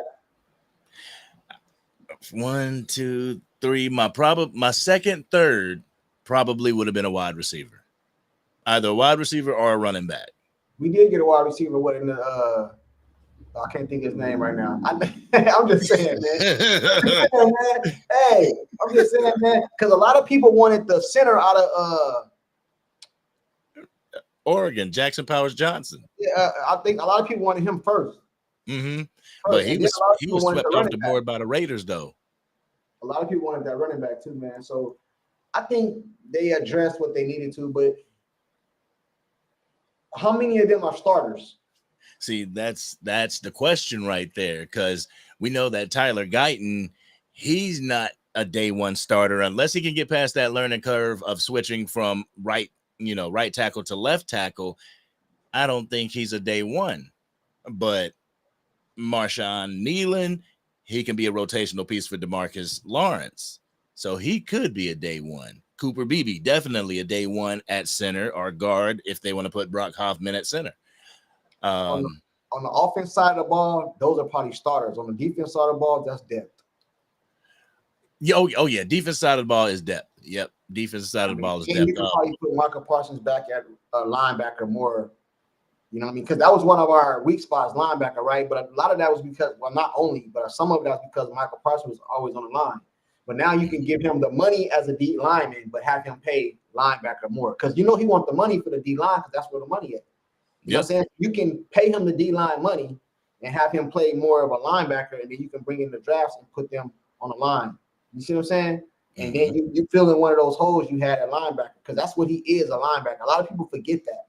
Michael Parsons was drafted as a linebacker. You know Joseph and Jimmy Johnson has knowledge about the plays. I mean, I'm pretty sure that's one thing, like with Jimmy. I'm pretty sure, like Mike McCarthy, if he got any questions, comments, concerns, or he's stuck somewhere, I'm pretty sure he can get on Jimmy like, hey, Jimmy, how would you go about this? And, they converse back and forth, but I think that's about it. He's not having a true impact. But Nisi says Jimmy was another pacifier to shut the fan base up. Yeah, all Jimmy did is now he can come to the skybox, kick it with Jerry, watch the game. Man, he don't got no. Do you really think Jerry Jones is giving Jimmy Johnson that type of no? Even with the speech, when Jimmy Johnson done the speech at the Ring of Honor of the game when the Detroit game. How about man, that? It was almost cringy to watch Jerry Jones up there talk about Jimmy Johnson. Man, we know you didn't like that, man. We all know you fired him. Now, why you get on national TV and talk about him like y'all been cool for years? You feel me? It's that gatekeeping stuff. It's that power and control stuff. Like, here, I am introducing you. You are on my time. Here's the mic.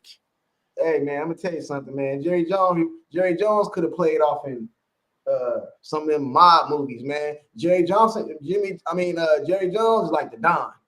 Yeah, he is. You can't talk, you can't say nothing. I run everything. I run everything over here. You know what I'm saying? That's what he reminds me of, man. He say things that we know you lying. And he just get on there and say it with a straight face, man. You know what I mean? Like the one and only Ron, the Don Smith says, it's Flournoy. That is the wide receiver that we drafted. I believe we drafted him in the 6th round, if I'm not mistaken. Yep. Depth. And, He might not even make depth, man. Depth. and that's my thing. Like when you have rounds 1 through 4, they could be potential starters. Rounds 5 through 7, they're your developmental pieces. They're gonna take time. I mean, there's some of those outliers like Los Angeles Rams had Puka Nacua, and Maurice Leafau, our linebacker this year, is Puka Nacua's cousin. So hopefully he catches on as quick as his cousin did. But check this out though, right? With them bringing in Zimmer, does this fit does their draft fit what he's trying to do? Because we forgot about Zimmer. I just seen somebody put that in the comments somewhere. I forgot. I don't see it right here. I forgot where it was at. But anyway, does this fit? I hope Micah gets talked to by Zim. Micah is going to have a get locked in again. He's too Hollywood, in my honest opinion. So, like piggybacking off of that, did Zimmer have a say-so in the draft? Did Mike McCarthy have a say-so in the draft? Or was this all Jerry and Steven? I think Mike McCarthy had a little bit more say in the draft than what he did last year, because in one of the press conferences, Jerry said that Mike got all over him for not getting an offensive lineman that he should have got. And this year, first pick, obviously we needed to hit the left tackle spot, but it was focused on that offensive line. And also you see like I can't remember if Zim was in the war room during the draft, but you saw Al Harris in the war room when they drafted Carson's, the cornerback. Yeah. So like, and people knew it because I was watching draft coverage. I think I was watching it from 105.3. But but you saw Al Harris in the background just pacing back and forth, and then all of a sudden you see Will McClay get on the phone and like, yeah, I got somebody want to talk to you. Boom. And hands it to Jerry, and then Jerry hands the phone to Mike. Then Mike hands it to Al Harris. And I'm like, oh yeah, cornerback. Yeah. I've been playing the background, a little bit, but I've been keeping up a little bit. And on the draft, I've seen a lot of Cowboy fans and different posts and different forums and stuff like this. They wanted to trade Micah for a whole bunch of picks and stuff like that, man. What if they would have done that? Would you have been like, "Ooh, hold on, man"? I would have been, I would have been pissed. I mean, I would have been mad. Like, what? What? But at the same time, like, I know the Dak Attack hates when people talk about rebuilds and stuff, but if there's a chance you're gonna rebuild, and if I'm CeeDee Lamb or Micah Parsons, if you're gonna rebuild and you're gonna get rid of Dak Prescott, I'm not gonna be here. I'm not gonna be here while that happens. Are they holding out? See, you read my mind. I had that in the question too. Hey, great minds things alike, man. All right, let's see. Are they gonna? Man, do you know how lethal that would be? Week 1 of the regular season, CeeDee Lamb, Micah Parsons, and Dak Prescott ain't playing. All of them. Jerry with the check at halftime. Oh my God, you ain't lying. Like they'll probably let the first 2 games go, but when the Cowboys go 0-2 because they stars ain't out there, he's signing those checks. They ain't gonna let no first games too. Not all of them, man. But you know what though? I ain't even lie. Jerry Jones is stubborn. So he might just say, you know what, forget it. I'll wait till the end of the year, all y'all gone. Jerry Jones. I don't know. Because you remember Emmitt Smith did the exact same thing. Emmitt Smith held. That's one person, and they just won a Super Bowl. No, wasn't it the year? It was 93 when he did it. Wasn't it the year of the Super Bowl? No, I think they won the Super Bowl, right? And then they came back. He held out the next year. Then they went on to win the Super Bowl again, wouldn't it? Is that how it took place? Because I know after he came back, they went to win the Super Bowl. They were 0-2. They were 0-2, I believe. He came back and they went to win the Super Bowl. Man, win Super Bowl, and that's what I be trying to tell people. And they get it. They get me misconstrued and they take it the wrong way. I guess I got to find a better way of explaining it. But I be trying to tell people, what did Troy Aikman win without a run game? Because when Emmitt Smith was there, they won Super Bowls, right? But when Emmitt Smith held out, he was 0-2. 0-2. And then when he came back, they went and won the Super Bowl. So why not give Dak a run game? So I'll be trying to explain that, but people hear what they hear. Man, Jane Slater got Jerry rattled. Yeah, she did. See, that's the thing that I love about Jane Slater. I love the fact that she is not afraid to push back as a journalist. It's not one of those things where it's like, okay, Mr. Jones, why haven't you acted in free agency? And then he goes into the and she's like, okay, and sits down. No, Jane Slater pushes back. I encourage that even more from like Jane Slater, Mina Kimes, our female counterparts, the female commentators and analysts. Start pushing back. Make Jerry uncomfortable. Yeah, the fans. A lot of people don't, especially the 105. What is it? 105.3 The Fan. Yeah, they just man. And I ain't gonna get into the specifics and all that craziness on what's going on in Dak's personal life and that, but when they had the person and their legal representation on the show,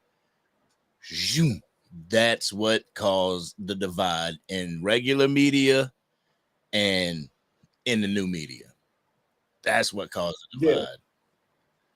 Yeah. I mean, and I somewhat understand, because in their platform they can't get on and talk crazy about Jerry. Then Jerry won't come on, and so I understand, but just keep it neutral. Then don't do either or. You know what I mean? Don't bend to this side or not that side, because then you're fake. That's why I like my channel, man, and your channel and other Cowboys channels, bro, because we're not sponsored by Jerry Jones. I can get on my channel and say whatever the hell I want to say. You know what I mean? Now, let's be honest about it. So we got to be honest. Facts over feelings. You like to say raw and uncut. I like to say facts over feelings. What if Jerry Jones called you up and put $1 million in your account tomorrow? I guarantee you, you won't be, because I won't. I won't. Jerry Jones called me up, hey, sports junkie, I don't like that stuff you be saying about me and my son Steven. I'm gonna have my business partner. He gonna put $2 million in your account. Send me your routing number and stuff like that. I don't want you to say that no more. I ain't gonna say that no more, man. I ain't gonna say that no more. You know what I'm saying? Let's keep it real, right? So now put yourself in the 105 shoes.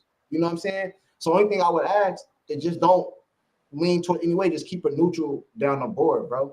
That way people won't think you leaning towards one way. But we got to be honest, man. You didn't answer my question, though. Jerry Jones put $1 million in your account. hey, what you telling? Hey, Jerry, you know what? Drop 2. I'll never say nothing bad about you. Put $2 million in there after taxes. What do you do to that, bro? Do you still have the opinions? You might have the opinions you have, but it ain't going to be on camera. I mean, if he would give me $2 million, man, I'm good with words, man. I'll let you know it's you without saying it's you, damn it. Yeah. You be sneak dissing. Yeah, throwing subliminals out there.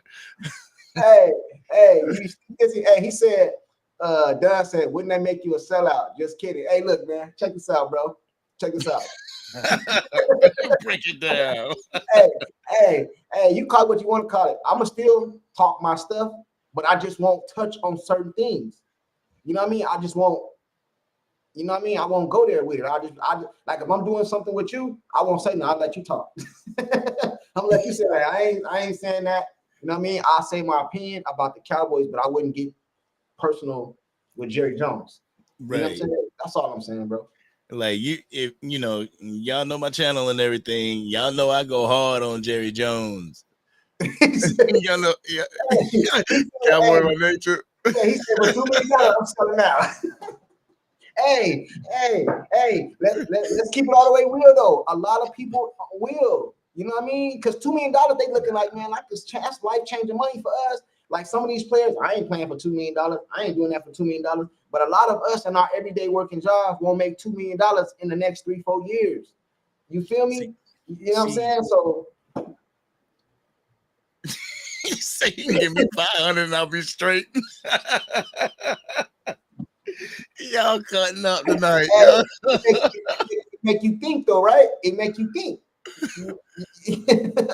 Like, yo, man, I can't. They be like, why you don't talk about Jerry no more? Like, man, I'm under NDA and I Yeah. can't talk about him, man. Yeah, I can't tell you. Just know my account healthy. There you go, you go $20. Oh man, y'all crazy. He said, 2 million, don't be fake. I'm taking it. Yeah, Hey, Josephine. if you being real, let's keep it real. Fact over feelings. Yeah, I just won't talk about him no more. I just won't say certain things about him. You know what I'm saying? I'm gonna send him my routing number and my account number. I'm gonna send it to him twice, so it ain't no mistakes. For real, I tell him like, man, go to my YouTube, man. Those Jerry Jones videos, they don't be getting as much as the Shady McCoy videos. So Yeah, yeah. And I'm gonna tell you, hey Jerry, you know what? What video you want me to take down? Is any of them you want me to take down? oh man, boy, y'all cutting up tonight. Oh man, shoot. Man, for real. Hey, man, I just keep it real. The one and only Ron the Don. Did you see my comment about Marissa Leofile? Let me check up. Let me go back. Sorry, I know I'll be looking stupid when I'm searching. I'm like, I didn't see it. I didn't see it. Oh, right here. Put it on up. Says Zimmer has said that Marissa Leofile will fit in the system, and Zimmer is the one that wanted him. Yeah, that's what I'm talking about. Cool. So do they both start? So do Marissa and what's the I forgot the other Eric line. Kendricks? Yeah, so they both start. So game one, they're both on the field starting. So it's him. Three was it? What he run? 3-4? What he run? What he run? Zimmer. What he run? 3-4? Oh, you know. So Micah, Kendricks, Maris. Them linebackers on the field. Trying to do some. He does. Zimmer loves to run press man coverage behind his creative simulated pressure looks. He's not opposed to zone coverage. Definitely prioritizes man coverage abilities, though. But the thing is that we got a number. We didn't have too many linebackers last year, but we got a number of linebackers this year. Over Sean. Yeah. So I'm just saying. So who's the starters? Is what I'm saying. I think on our roster right now. Right now, the quarterback of the defense would have to be Eric Kendricks, because he has played that before in the Zimmer scheme, and he just has that veteran presence. Okay, you know. So he's starting. And I believe Marissa Leofile will probably learn from Eric Kendricks so that he could take over that role. You might have DeMarvion Overshown being an outside linebacker, things like that. That's my take. All right, so we good at linebacker going into the season? I think so. I think we got some speed. We got heavy hitters that ain't afraid to hit, that are made for that position. Okay, cool. So that's a position, that's a hole that we need to fill from our last year's team. Okay, right. So now we move forward to O-line. Are we good going into the season with O-line? Yes. Are we good going into the season with defensive line? Not really. Not really? I mean, I don't know what because we got Justin Rogers in the 7th, but like I said, from 5 to 7 is their experimental depth pieces. They got to get acclimated to the system. So I don't know if he would be able to start. And as far as Mozzie Smith, who knows? So basically, what you're saying is our weakest link on defense is the defensive backs. No. Like Mozzie Smith, the defensive tackles. No, I know you're saying that. But what I'm saying is, if we needed to tie you up a position on defense side of the ball, would you touch? Because you said the linebackers is good, right? You said the D line is good, so that only leaves the defensive backs. I think the defensive line is lacking more than the defensive backs. Like, because we still got Donovan Wilson, Malik Hooker, You know, we got those dogs back there. Bland, We just Bland. added Carson, got Bland, Diggs. Hopefully we keep Gilly, but who knows? We They need gonna to bring him disappoint me. back. We need to bring him back. They gonna disappoint me. They gonna disappoint you too, because they ain't gonna bring Gilly back. And I'm gonna be over here mad because he wearing a damn Panthers jersey. The reason they're not going to bring him back is because the year Bland had, and they feel like Diggs is coming back. So they like, Yeah. oh, he showed that, he did that, and then like, and then next year if Bland ball out again, next year is going to be even worse because now he gonna want a whole bunch of money. That's Mm-hmm. why Jerry Jones needs to go ahead and, Yep. you know what I mean? But you Go see ahead. how quick the team is like, oh, you just had your knee surgery. Oh, you're good. You're gonna be good for the season. Cool. And bring him back and just throw him out there. They did it to Michael Gallup, you know, as soon as he was good, they threw him out there full time. That's why I believe Gilly Rock should be on this team so we can walk Trayvon Diggs back onto the field instead of trying to make him hit the ground running. And he was balling. He ain't just a locker room presence. That dude was balling last year, especially in that Philly game. Right. Remember, you know what I mean? Especially in that Philly game. So I think we should bring him back because if not nothing else, you can put because I think Bland should be in the slot. That's me personally. You know what I mean? I would put Bland in the slot, Gilmore and Diggs on the outside. That's how I would run it. You know what I'm saying? Yep. Until Diggs get all the way healthy, I have Bland on the outside. You know what I'm saying? And we brought back Jordan Lewis. So I put Jordan Lewis slot, put Bland on the left side, put Gilly on the right side. When Diggs get healthy and get back to himself, Diggs, you go back over to the wide out. Gilmore, you on the other wide out, and Bland, you on the slot. Yep. That's how I would do it. and I keep Don Wilson and Hooker back in at the safeties, popping people. That's how I would do it. And then you got Wanye Thomas on the rotation. Like, yeah. That's how I would do it. But Jerry don't think like that. Jerry think I can say $1 and let him go because I don't need you. Jerry don't think of tweaked ankles, poor growing. He don't think of none of that. Just like CeeDee Lamb. CeeDee Lamb twists his ankle for any amount of game. We're done. It's over. We're done. Yeah. Jerry don't think like that, bro. Most teams have two elite, well, not elite, but most teams have two go-to receivers, man.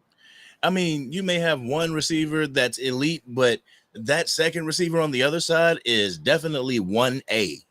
You know, he's not that far under. He could probably start on another team. Yeah, he might be the number one for another team. Yeah.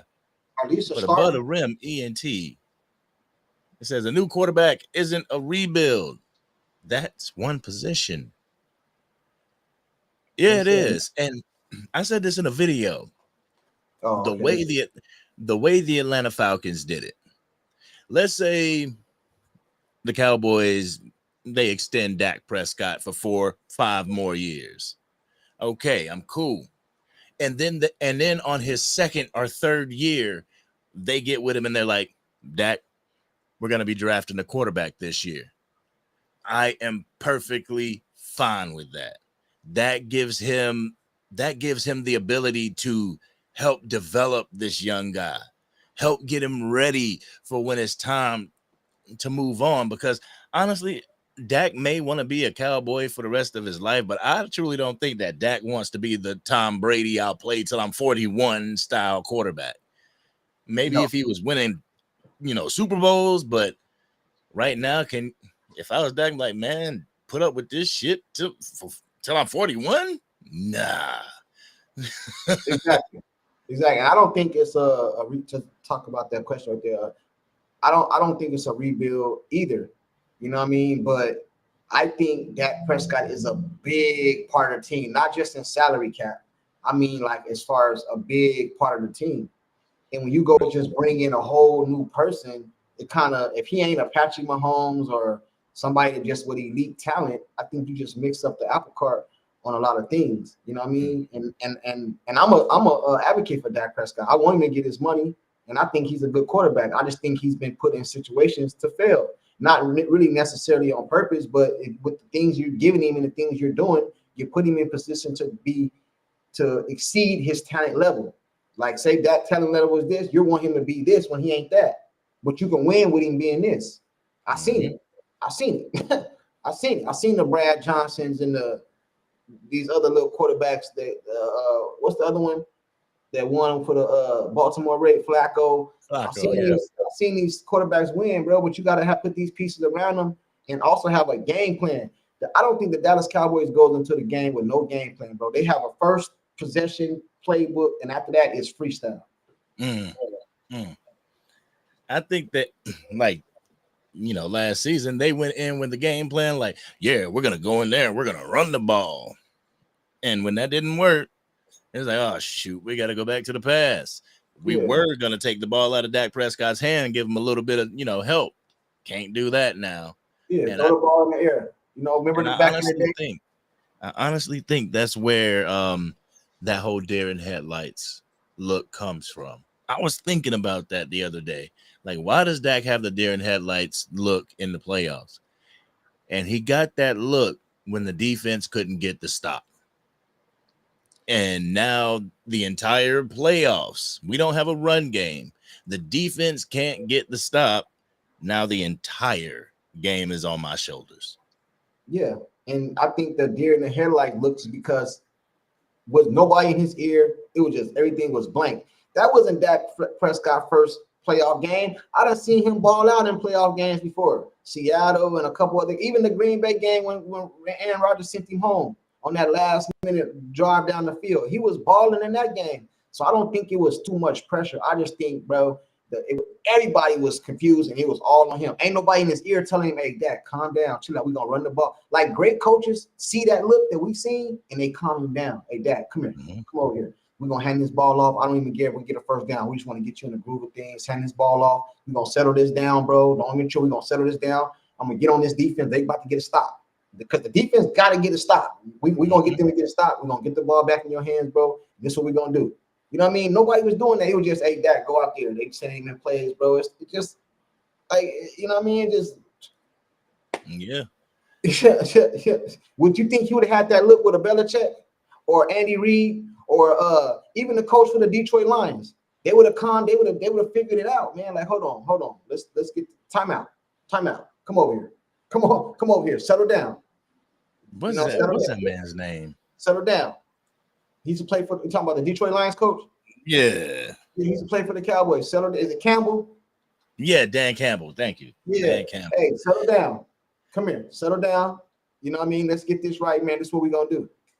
You know what I mean? We didn't have that. Everybody over there looking crazy, man. Mike McCarthy over there waiting on him to see what he worried about his job. Jerry gonna fire. He over here worried about this.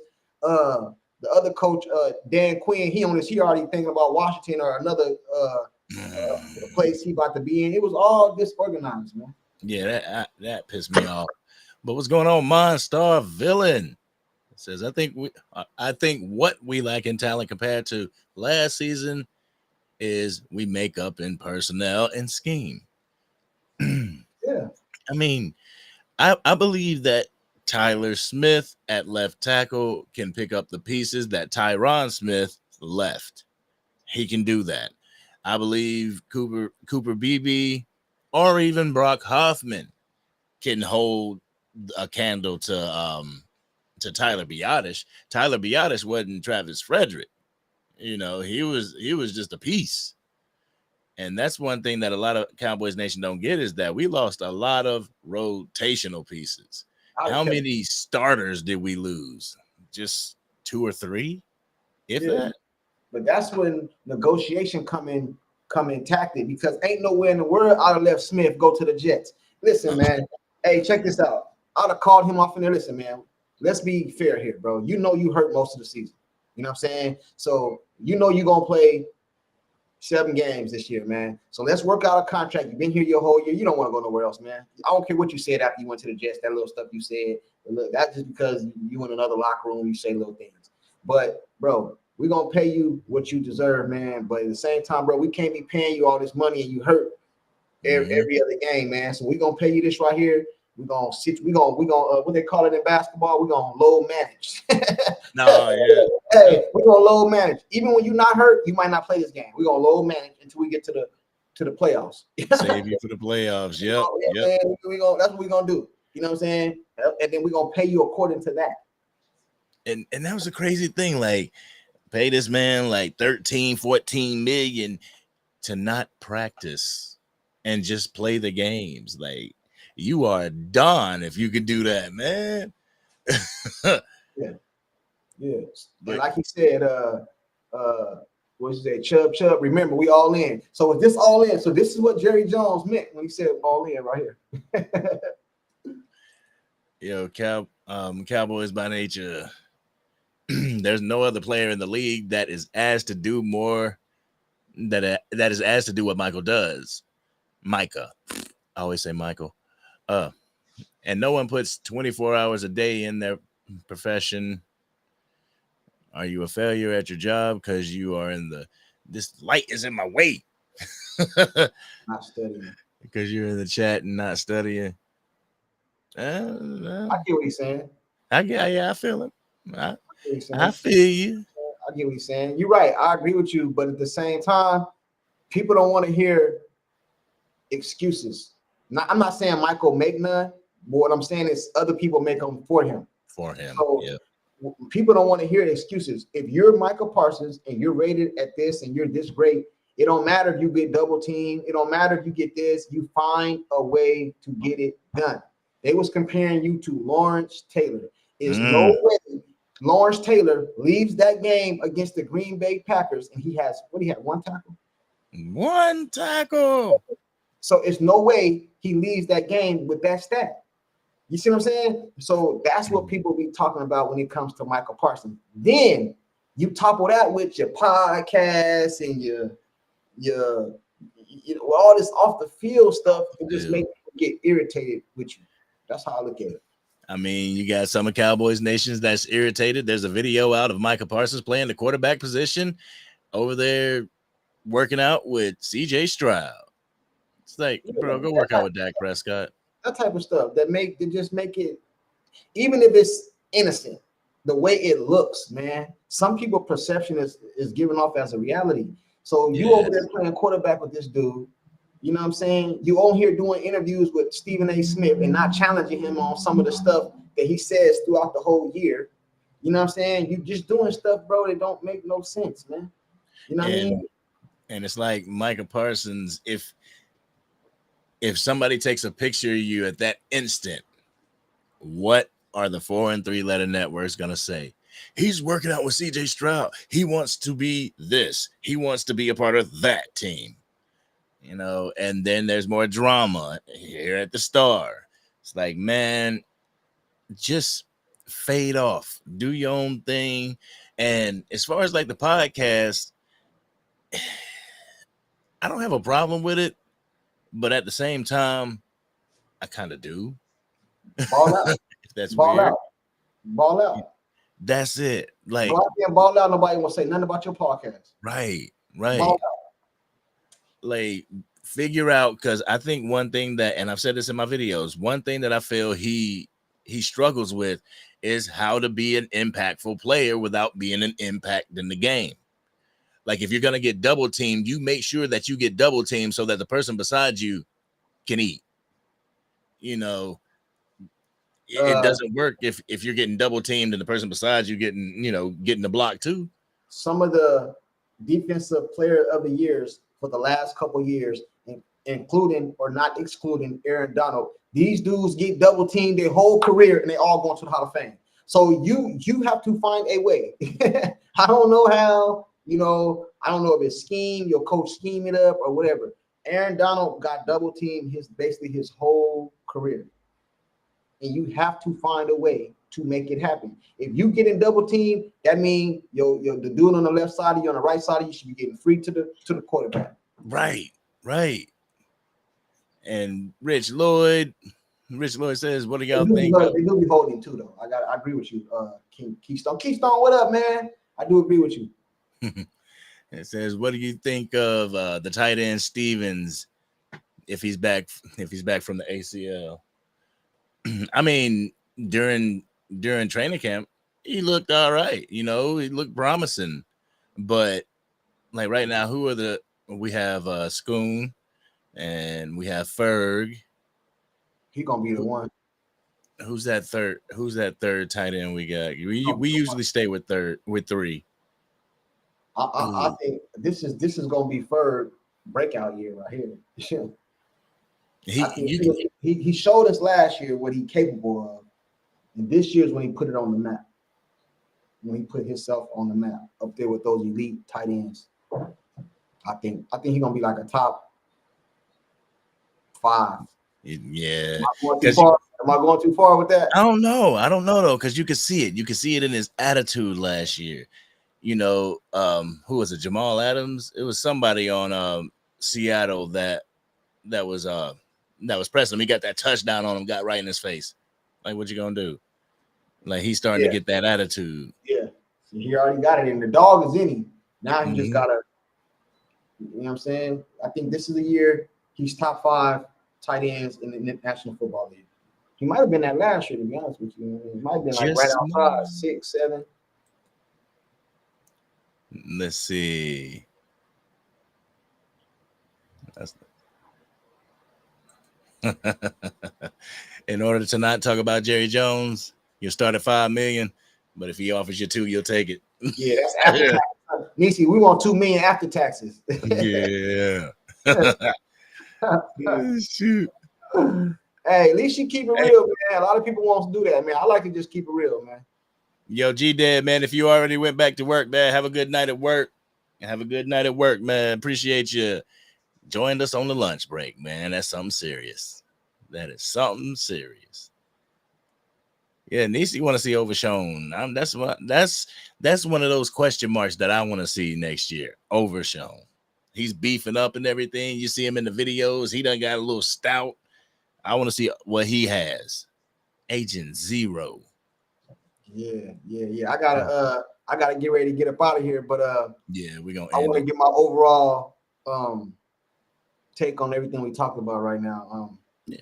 I said again, I think the draft I give it a B plus. I think somebody just asked that again in the comment, might have been Keystone. I give the draft a B. I think we filled in a lot of the gaps that we needed. I still think Jerry Jones and got some work to do. I love Zeke coming back, but I'm not sure if that's the end all be all with me. I got to think on that. I think we still need to try to maybe bring in another one, maybe, you know what I'm saying? And I like the direction we're going. You know what I mean? I think Jerry Jones put us on edge with that all-in stuff. So I think that's what happened. If he'd have never made those comments, I think we'd have just went into the draft like, a normal year. But those all-in comments threw everybody off, man. And then we Right. see all these people that we've been talking about, the Derrick Henrys and all these McQueens and these players just get picked up by everybody. And Dallas Cowboys don't do nothing. And I think that's what threw everybody for a loop. Right. You know what I'm saying? You know what I mean? But I'm back in action, man. I'll be dropping videos again starting soon. I appreciate you for rocking with me. Appreciate you for reaching out, man, checking in on me, man, and stuff like that. All you Of course, guys bro. much appreciate it. A lot of you guys send me emails and stuff like that too. So I appreciate it. I'll be back, man. I'll be back in full effect, man. Coming Oh soon. yeah, man. I appreciate you. I appreciate you coming on, man. I appreciate you keeping me updated with what's going on in the personal life. So I know that you're good. And we getting back on this classic cowboy content, facts over feelings. Facts over This is the feelings. man right here, Sports Junkie. If you ain't subscribed to him, go check him out. Subscribe to his channel. He has dope content. He was one of the guys that fell on to me before I was a content creator. So make sure you go check him out. But Sports Junkie, I truly appreciate you, man. We're gonna link up again soon. Most definitely, man. Most definitely. Peace, man. All right, peace. Yeah, man. It was so good to have him on the show, man. It was so good to have Sports Junkie on the show. Whenever we get together, it's fire. Whenever we get together, it's fun. It's facts over feelings with that raw and uncut sprinkled a little bit on it. You know what I'm saying? But I done had y'all on here for almost 2 hours. Me and Sports Junkie has entertained you, and you have entertained us for almost 2 hours. So I want to end the show with this one from Keystone. They hung Micah for being at the Sixers and Phillies game. They did. They did. But damn, ain't Micah Parsons from Pennsylvania? You know, ain't he from there? So being from Pennsylvania, he would probably be a Philly fan, you know, a Sixers fan. So that's something I hate about the media. I hate when the media covers stuff like that because they don't give context. You know, this man might be a Sixers fan. If, like, let's say I'm from Chicago, I get drafted to the Texans and I like the Chicago Bulls, they're gonna be like, oh, does he want to play for the Chicago Bears? Like, no. But guys, I truly appreciate y'all 150,000% for rocking with your boy, the Angry Cowboys fan, as well as rocking with Sports Junkie. You know, whenever life happens, you got to take it by the horns. And there's sometimes when unfortunate things happen in life, we have losses in the family or we have to deal with other things, and that kind of takes precedent. But what I need y'all to do, because once that happens, once like a content creator such as myself or Sports Junkie has to go take care of family matters, YouTube forgets about us. You know, so we can't let that happen. And I do, before I get out of here, I want to give you guys an update on what's going on with my brother, Rick. Everybody that's been rocking with the Angry Cowboys fan YouTube channel knows that I have told you guys what's been going on with my brother as far as being a diabetic, kidney failure, and having an amputated foot. Well, he had to go back into the hospital and they had to have an emergency surgery. He messaged me and was like, bro, I'm on my way to the hospital. They need to do surgery because he had an infection. And so they had to cut more of his foot off, and he rested up for about 7 days and everything. And now he's back home. He's trying to get his foot better. He's doing as best as he possibly can in a wheelchair, getting around and everything. But he definitely thanks you guys from the bottom of his heart. And I thank you guys from the bottom of my heart for your thoughts and your prayers for my family and him. And it's just been extremely dope. Truly appreciate you guys. And I told him, I was like, you're going to have to get on one of these episodes with me because I can't be having my Angry Cowboys fan family thinking that you don't exist. Even though y'all did see him in the picture with Michael Rosenbaum and Tom Welling. But yeah, I'm going to have him on. And, you know, if he wants, I don't know how he feels about, you know, talking about his experiences and everything, but he definitely wants to come on and thank Cowboys Nation for all your thoughts and everything. But as far as y'all rocking with me, I truly appreciate it. If you are not subscribed to the channel, I highly suggest that you subscribe to this channel. Tell your friends who are Cowboys fans what we do here. We are a family that respects each other's thoughts. We are a family that respects each other's opinions, even though we don't agree sometimes.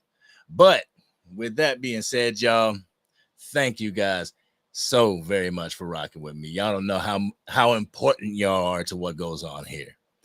But with that being said, this is your boy, the Angry Cowboys fan, and I'm out.